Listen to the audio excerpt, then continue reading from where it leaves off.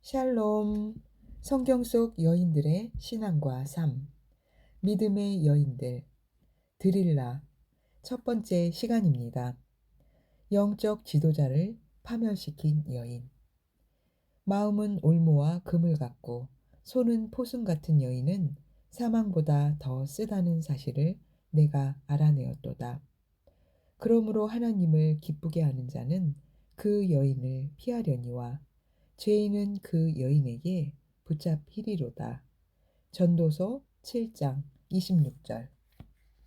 드릴라는 우상을 섬기는 문화권에 속해 있던 블레셋 여인이었다. 또한 그녀는 도덕을 귀하게 여기지 않던 여자였다.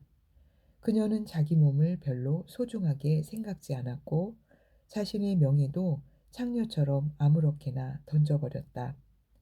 성경은 그러한 사실에 대해 라합만큼 분명하게 언급하지 않지만 내용으로 보아 충분히 그러한 결론을 내릴 수 있다. 드릴라는 영적 지도자를 파멸시킨 여인으로 기록되고 있다. 무엇 때문에 그녀는 자기 생에 들어온 남자 삼손에게 그처럼 돌이킬 수 없는 해를 입혔을까? 삼손은 하나님의 종인 특별한 남자였다. 그는 태어나기 전부터 하나님께 바쳐진 나실인이었다. 그의 긴 머리는 그러한 헌신을 나타냈고 20년 동안 그는 이스라엘 백성을 다스리고 재판했다. 작은 태양이라는 의미의 삼손이라는 이름은 그가 태어났을 때 그의 부모가 얼마나 행복했는지를 보여준다. 수세기 후에 일어난 예수님의 탄생처럼 그의 출생은 천사에 의해 공표되었다. 본래 그의 어머니는 자녀를 갖지 못하던 여자였으므로 삼손의 탄생은 하나의 이적이었다. 삼손은 장성하여 하나님의 축복 아래 있는 지도자, 즉 유다의 가장 강한 남자가 되었고 비범한 육체적 힘을 가지고 있었다. 그런 이유로 그는 적보다 훨씬 앞서 있었고 적들은 그를 정복할 수 없는 자로 여기게 되었다. 때문에 하나님께서는 삼손이 이스라엘을 블레셋의 손에서 구할 것이라고 말씀하셨다. 그러나 삼손은 육체적 힘이 강한 반면 도덕적으로는 약했다. 무서운 사자는 맨손으로 쉽게 때려잡지만 자기 안에 있는 욕정은 지배하지 못했다. 특히 삼손은 남자로서 매우 위험하게도 이성에 대한 행동의 절제가 부족했다. 그래서 때때로 그는 영적 지도자로서 치명적인 행동을 했다. 드릴라 이전에도 많은 여인이 그의 삶에 좋지 않은 영향을 주었다. 그런데 이제는 드릴라의 소나기에 잡혀 공경에 처하게 되었다. 삼손은 그녀와 결혼하지 않았고 그녀를 자기 아내로 생각하지도 않았다. 그러면서도 그녀의 여인이 되어 함께 살았다. 큰 도시에서 한 명씩 나온 블레셋의 지도자들이 삼손과 드릴라의 관계에 대해 들었다. 그래서 그들은 삼손을 파멸시킬 음모를 꾸미고 그녀를 끌어들였다. 사실 그들이 삼손을 죽이려 한 것은 국가적인 요청이었다. 군대로 실패했으니 이제 속임수로 성공해야 하는 것이다. 지도자들은 드릴라에게 개인적으로 찾아와 이렇게 말했다. 삼손을 그토록 강하게 만드는 것이 무엇인지 알아내라. 그것을 알 때까지 그와 함께 이야기하라. 그러면 우리가 그를 이기고 정복하리라. 드릴라가 돈을 사랑했기 때문에 그 제안을 받아들인 걸까? 사람들은 그녀에게 각각 은 1,100개를 약속했다. 은 한 개가 16g이었던 것을 생각하면 약속된 은의 총액은 상상할 수 없이 큰 금액이었다. 돈을 사랑하는 것은 정말 위험하다. 모세는 뇌물을 받는 사람은 눈이 어두워진다고 말했고 바울은 돈을 사랑하는 것이 일만하게 뿌리라고 했다. 오직 소유할 목적으로 돈을 추구하는 사람들은 많은 슬픔을 당하게 됐다. 돈 때문이 아니라면 혹 이스라엘 사람들에 대한 적대감 때문에 드릴라가 그렇게 행동한 걸까? 하나님의 도우심으로 다른 나라 백성보다 더 강하다는 것이 증명된 한 국가의 지도자로서 삼손의 장래는 이제 그녀의 손아귀에 놓였다. 그녀와 그녀의 백성들은 다곤이라는 우상을 섬기고 있었으므로 이스라엘의 하나님은 그녀의 하나님이 아니었다. 또한 블레셋 지도자들은 그녀의 자존심에도 호소했다. 여자의 위치가 남자보다 훨씬 뒤떨어졌던 시대에 자기 나라의 중요한 지도자들이 도움을 구하기 위해 그녀의 집 문을 두드렸던 것이다. 그들의 제안을 받아들인 후 드릴라는 삼손이 가진 힘의 비밀을 알아내려고 노력했다. 그녀는 여자로서 고안할 수 있는 모든 수단을 다 사용하여 삼손을 속였다. 첫 번째 방법은 아첨이었다. 당신을 잡아서 묶을 수 있는 사람이 있을까요? 드릴라로 인해 자기 감정에 눈이 어두워진 삼손은 그녀에게 지혜롭지 못한 대답을 했다. 그는 자기가 빠진 위험을 과소평가한 것이 분명하다.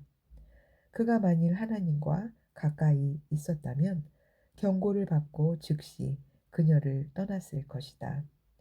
드릴라의 오만한 행동으로 블레셋 백성의 지도자들은 옆방에서 그녀가 삼손과 벌이는 굴욕적인 게임을 듣고 있었다. 그들은 그녀가 마르지 않은 칡넝쿨 7가닥으로 그를 단단히 묶는 것에 귀를 기울였다. 하지만 그녀가 삼손이여 블레셋 사람들이 당신에게 들이닥쳤느니라 라고 소리치자 그는 그것을 삼실을 끊는 것처럼 다 끊어버렸다.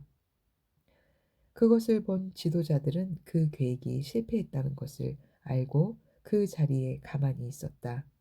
그러자 드릴라는 삼손의 정직함에 도전했다. 당신은 나를 희롱하시는군요. 그녀는 토라졌다. 내게 거짓말을 했어요. 삼손은 다시 한번 그녀에게 귀를 기울이고 그녀와 위험한 게임을 했다. 하지만 그녀가 다시 세 줄로 그를 묶었을 때 그는 근육을 사용해서 그것을 실처럼 끊어버렸다. 자기를 사랑하는 남자와 함께 사는 곳조차 드릴라의 생각을 바꾸어 놓지 못했다. 또한 그것은 그녀의 성격도 부드럽게 만들지 못했다. 반대로 그녀가 가진 모든 것, 즉 그녀의 유혹과 그녀의 두뇌는 의도적으로 그리고 변함없이 삼손의 파멸을 향해 다름질했다. 그녀는 다시 한번 삼손을 올무에 빠뜨리려고 그의 머리카락을 배틀에 묶었다. 그러나 이번에도 아무런 소득이 없었다. 조급해진 블레셋 지도자들은 각각 자기 도시로 돌아갔지만 드릴라에게는 한 번 더 공격할 인내심이 남아 있었다. 이제 그녀는 사랑의 감정에 상처받은 여인의 행세를 했다. 나를 사랑한다고 했잖아요. 그녀는 흐느꼈다. 그렇지만 당신은 나를 신뢰하지 않아요. 당신은 3번씩이나 나를 속였고 무엇이 당신을 강하게 하는지 말해주지 않았어요. 그녀는 사랑이 의심될 때 보일 만한 여인의 열정적인 반응을 새로운 공격의 기반으로 취했다. 여자로서 그녀는 남자들이 이겨내기 힘든 무기를 가지고 있었다. 그녀는 그것을 휘둘렀다. 매일 토라져서 끊임없이 그를 졸라댔다. 그녀는 이 마지막 무기를 어떻게 해야 자신 있게 성공적으로 사용하는지 알고 있었다. 점차적으로 그녀는 삼손의 저항을 깨뜨렸다. 그는 그녀의 품 안에서 밀초와 같이 되었다. 결국 완전히 꺾인 그는 더 이상 견디지 못하고 오직 한 가지만 생각하게 되었다. 토라진 내 마음을 풀어주고 싶어. 나는 화평을 원해. 그리고 마침내 그녀에게 모든 사실을 말해버렸다. 내 힘은 나의 긴 머리카락과 관련되어 있어. 지금까지 나는 한 번도 머리카락을 자른 적이 없는데 그건 낳기 전부터 내가 하나님께 바쳐졌기 때문이야. 내 힘은 하나님에 대한 나의 헌신에 달려 있고 내 머리카락이 그것의 상징이야. 머리카락이 잘리면 나는 다른 사람과 다를 바 없게 되는 거야. 이번에는 삼손이 아무것도 숨기지 않고 모든 사실을 말했다는 것을 알아챈 그녀는 가차없이 블레셋 지도자들에게 전가를 보냈다. 한 번만 더 오시오. 이번에는 그가 모든 것을 내게 이야기했소. 그녀는 자신이 애인을 배반하고 있다는 생각조차 할 겨를이 없었다. 누구를 배신해 본 적이 있는가? 왜 그렇게 했는가? 혹은 믿었던 사람에게 배신당한 적이 있는가? 그 경험을 통해 하나님은 당신의 인격을 어떻게 다듬으셨는가? 영적 지도자를 파멸시킨 여인 드릴라. 할렐루야. 하나님의 지혜는 내 영과 혼과 육체에 충만합니다. 건강도 치유도 나의 것입니다. 예수님의 이름으로 축복합니다. 아멘.